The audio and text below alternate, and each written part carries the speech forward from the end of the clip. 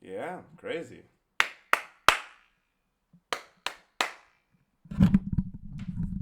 I love Formula One. I really do like the sport. I really like the sport. It's strange because it really is just like every other sport has some, I don't know, like substance to them, but from the get go, Formula One has just been like rich guys want to go fast, um, and let's just make the fastest billboard that we can. So the sport's already off to a weird start, right? I didn't like the movie. I just finished watching F1 the movie. The posters that they used, at least in Germany, card full, one of the cameras, poster that they used, so uninspiring. There were so many better posters. They made like an Akira kind of poster. I think would have done just as well, man. Like I don't know if Brad Pitt's probably selling that many tickets in the big year of 2025. Um, but yeah, F1 the movie, uninspiring name. What am I saying? The name is fine. The name is fine. Uh, I feel gaslit because a lot of people like this movie. I checked Letterboxd after I was done, and thank God it didn't interfere with, it didn't influence my point, because I saw 3.8 stars out of 5, and I thought everyone is wrong except me. I am the one who's right here. But clearly, like, people like this movie. If you like this movie, man, like this movie. There were so many things to like. I think it was like campy and corny in all the ways that realistically an F1 movie should be, especially if it's not trying to be as realistic as possible. Uh, so yeah, I appreciated that about the film, and I do respect how much effort they put into some of the camera work. It was pretty lackluster in other ways, if I do say so myself. But I'll get there. I'll get there. I'll get there. Uh, Mid movie, for the first time ever in my life, I wrote down what I would have liked about the F1 movie. I was having such a bad time with it that I started making notes about what I would have appreciated about the movie even more. If you like this movie and you don't want me to yap about it, if you don't want to get your eyes open up to the truth, then you don't have to watch this.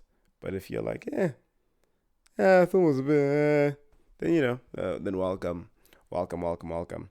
So what did I put down? I put down that the movie should have showed the physical strain on drivers more. And I agree. I think a thing that's really annoyed me about being an F1 fan is hearing everyone else say that, oh, like F1 is, it's not really a sport. You just get into the car and you drive. I can drive. I have a license. And people just ignore how much uh, this type of driving is different, in the same way that going for a jog in the morning is not the same as running an ultra marathon. It's just, there's so much that goes into it, so much, so many horrible workouts that these drivers have to do to make sure that they don't pass out when driving cars that like create, you know, double, triple, quadruple the forces of gravity on your tight little body. But this movie didn't really care about that. Brad Pitt is old as shit, and in the movie he's old as shit, and he just gets into the car and drives it. And then they show him working out afterwards, but at the beginning, he just gets in and he drives it. And it's like, come on, man. You guys are doing yourselves a disservice by making it seem like you can just be a washed up guy who hasn't raced in like 20, 30 years. Just get into the car, drive, you know? You weren't even like the GOAT back then. If this was like fucking Michael Jordan jumping back onto a basketball court, cool. But I mean, his career was ended early. But yeah, yeah. Secondly, I put showing just how fine the margins are. At so many points in this movie, they were throwing around seconds like it meant nothing. There's a point where they're like, "Oh, we need you to be half a second quicker." Half a second in like every sport besides fucking bro, even snail racing. Half a second is crazy. That is a lot of time, and for them to just be like, "Oh yeah, be half a second quicker," just completely ignores the fine, fine, fine margins of this motorsport that some of us know and love. So much of this is decided by 300th, 3,000ths of a second. And you're like, Hey, right now, drive a second quicker. Oh, nice, you did it. uh, um, yeah, yeah. My third point is I said realism in regards to how much a point means to lower teams. At the beginning of this movie, this team is rock bottom lost and aren't making any money because they're rock bottom lost. Or at least they aren't making as much money as they should be. And by the end of the auto power off, cool. At the end of the movie, they win a race. Okay, turn off then. At the end of the movie, they win a race, and that was their goal. Hey, that doesn't happen. Hey, it doesn't happen at all. I feel like if you guys want to know any more about Formula One, watch the Drive to Survive series on Netflix. And in that series, you'll see how just a single point means so much to these teams at the bottom, because you get an extra like at least 10 mil depending on what position you finish as a team at the end of the year. So every single point matters. And they just didn't care to show that in the movie. They didn't care to show a small team, a back market team, groveling just for the chance at even getting a point. You know, like what happened to that? What happened to that? Like we're not babies. We don't need to watch a story of a team going from like zero to hero. We have seen so many movies of a team going from like ass to okay, and that's rewarding enough. That's rewarding enough for most people. We don't need to see an unrealistic 0 to 100. But I'll get to how I feel about realism in general, because a lot of my points are kind of to do with the movie being unrealistic. And I'll get to why that matters. I wrote racism isn't real, question mark. These niggas are so fucking one-dimensional. Yeah, the character is one-dimensional. It doesn't really matter. The dialogue felt like AI. But I'm not coming to a movie from the guy who directed Top Gun Maverick expecting like phenomenal dialogue. You know, the movie is what the movie is. You know what you're getting in yourself into. But what's his name? JP? Jason Pierce? Is that the Damson Idris's character? He would have been the first dark skin Formula One driver to participate in a Formula One race. And the movie didn't acknowledge that at all. He was just another driver. Like there was no racial tension at all in how he was treated. Also, it's hot as shit in here, guys. So my window's open. Not a single moment when anything to do with the color of his skin affects his career is even brought up as maybe affecting his career. No, racism isn't real apparently in the world of Formula One. That's why we have so many black drivers, right? That's why the only black drivers are light skin. Lewis Hamilton, whatever, yada yada yada yada. I wrote the fucking fuck relationship. Oh my god, get out of my face. We don't need a movie. Well, like Brad Pitt did not need a love interest in that movie, bro. He's a sad old man. He doesn't need. There's no, that story doesn't do anything. There's no like redemption. Like, oh my god, but he can be in love. Ugh. And like they spend so much time being like, oh, this character who I don't even remember her name, and maybe that's on me, but actually I don't remember Javier Bardem's character's name either.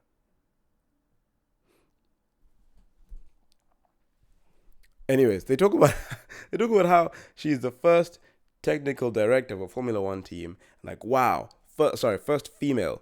Whoa, look, she defied the odds. Look at this woman who defied the odds. And then what's her role in the movie? Fucking Brad Pitt. Really, guys? Really? Man. What else did I write? That's a big mosquito. I wrote grittier camera angles which emphasize the driver experience. We have helmet cams. Where do they go? In actual Formula One races, we have found a way to put cameras inside of the driver's helmet. And that angle was like used so little. They used so many other camera angles that didn't make you feel like how it feels to be a driver. Like, so in so many of these interviews, these actors, Damson Idris, Brad Pitt, they're talking about how, whoa, like driving these cars is so intense, and you just didn't feel it. I just didn't feel it. And they just neglected camera angles that would have really made you feel the actual visceral nature of driving a car that's like sucked to the ground and brittle and fast as hell and has no comforts at all. Like, it's just you basically sitting on the floor driving at like 300 kilometers an hour, turning at like 150 kilometers per hour. Nothing. Everything felt so smooth. Everything felt so, oh, it's hard to drive this car, but you didn't feel it. I feel like in a movie like Rush, you felt, got your ass. Got his ass. Got him. In a movie like Rush, you felt the, of how it feels to drive a Formula One car. You just did not feel it in this movie. What else did I put? They didn't focus on a single qualifying session, which is like, I don't know, pretty important to races, but whatever. Characters didn't really have any progression, I would say. Like what annoyed me is that the characters changed. Because if the characters didn't change, that's cool. But the characters did change, but there's nothing that warranted that change at all. So why did they change? Why did they change, man? I don't get it. Why did they stop feuding? Like they stopped feuding because they both found out that both of their dads died when they were 13. And they're like, damn, maybe you are a real guy. Maybe I shouldn't be so mad at you.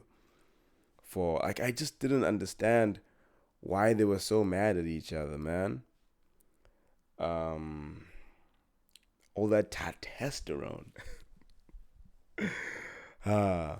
Acting, I actually don't really care about the acting. It was fine. It was possible. Like, again, I'm not coming to a movie like this and expecting like really good acting. It just felt a bit weird. Like sometimes Javier Bardem's like line delivery was a bit strange, even though he's a phenomenal actor.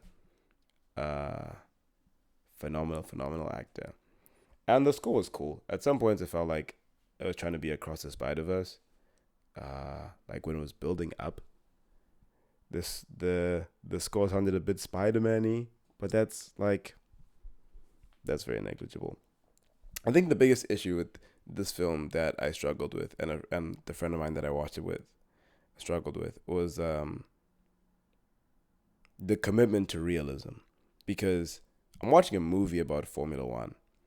I don't expect it to be real, right? That's what the documentary Drive to Survive is for. I'm watching a movie. I'm watching something that's going to be like very stylized, something that's going to be very fake, sensationalizing what motorsport is. This very high stakes, high money, high intensity motorsport. That's what I'm here for, man. That's what I'm here for. But the movie didn't know whether it wanted to be this like fantastical racing adventure like fucking Cars or Fast and the Furious, right? Or they wanted to be like very grounded. I know Rush isn't the most grounded thing, but something more like Rush or something like a documentary of sort. And I think that's what annoyed me, is that it felt like a bit caught in between, where the first race, when he's driving in the 24 Hours of Daytona, that race was phenomenal. Like, fucking fireworks are going off next to the track, even though they're like halfway through the race. And the actual like fire from the fireworks is like falling onto the cars while they're like driving side by side. And that looks so sick. It looked like the beginning of like a Forza Horizon game. I was like, oh, this is what we're in for. We're in for like sensationalizing the race and the environment playing a part in that. Like, why are fireworks going off in the middle of a 24-hour race? What does that have to do with anything? But that was such a sick scene. And for the movie to not follow that up was very disappointing. Like, the races themselves, the Formula One races, were pretty generic. There wasn't any of that. And it's like, what? You're clearly not going to be realistic. Like, there's so many little things that I noticed that, like, who cares? Like, who really cares? I only noticed because I'm a Formula One fan. Uh, so many small things that I saw that just weren't realistic. So we're not gonna commit to realism. But it wasn't fantastical at all. It was so stale. It was so stale. Like the main team, they just wear black and white, and I feel like that encapsulates the movie. Is that it was just a bit stale. Uh, the shots weren't that crazy like during dialogue, I guess, but dialogue was just filler for us to get to the cars going really quickly. There were too many crashes, I would say, to the point where like it really took the sting out of how severe a crash is financially, physically on the driver, mentally on the driver. But they crashed like every other race, man. Like I'm not supposed to be like, oh no, oh no, when they crash so often, and they crash so often in real life too. But it's not usually the same team crashing over and over and over again. But I think that's what disappointed me about the movie is that it didn't commit to being like a fantastical, unreal, but very engaging Formula One story. But at the same time, it was like really campy and and not realistic, you know. And that what do I know, man? People like this movie. People really like this movie. Letterbox people like this movie.